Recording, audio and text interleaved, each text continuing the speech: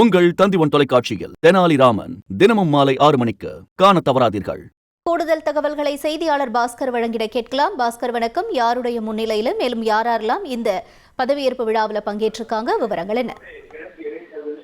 ஈரோடு கிழக்கு தொகுதிக்கான இடைத்தேர்தல் என்பது கடந்த 5ஆம் தேதி நடைபெற்று 8ஆம் தேதி வாக்கு எண்ணிக்கை நடைபெற்று முடிவுகள் அறிவிக்கப்பட்ட நிலையில ஈரோடு கிழக்கு இடைத்தேர்தலில் வெற்றி பெற்ற சந்திரகுமார் அவர்கள் தற்போது சபாநாயகர் அறையில சட்டமன்ற உறுப்பினராக பதவியேற்கக்கூடிய நேரடி காட்சிகளை பார்த்துக் கொண்டிருக்கிறோம்.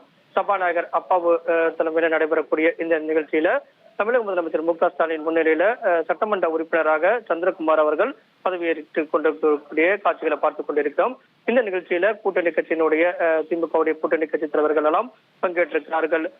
காங்கிரஸ் கட்சியினுடைய தலைவர் செல்வ பெருந்தகை, மதிமுக வைகோ, அதே போல விடுதலை சிறுத்தைகள் கட்சியினுடைய தலைவர் திருமாவளவன், தமிழக வாழ்வுரிமை கட்சியினுடைய தலைவர் வேல்முருகன், மார்க்சிஸ்ட் கம்யூனிஸ்ட் கட்சியினுடைய மாநில செயலாளர் சண்முகம், இந்திய கம்யூனிஸ்ட் கட்சியுடைய மாநில செயலாளர் முத்தரசன் உள்ளிட்ட கூட்டணி கட்சி தலைவர்கள் எல்லாம் பங்கேற்றிருக்கிறார்கள். துணை முதலமைச்சர் உதயநிதி ஸ்டாலின், அதே போல ஈரோடு கிழக்கு சட்டமன்ற தொகுதிக்கான இடைத்தேர்தலில் அமைச்சர் முத்துசாமி தலைமையில அங்கு வந்து தேர்தல் பணிகள் நடைபெற்றது. அதன் அடிப்படையிலும் அமைச்சர்களும் பங்கேற்றிருக்கிறார்கள். இந்த நிகழ்ச்சியில சட்டமன்ற உறுப்பினராக சந்திரகுமார் அவர்கள் பதவியேற்கக்கூடிய நிகழ்ச்சி என்பது சபாநாயகர் அறையில நடைபெற்று வருகிறது.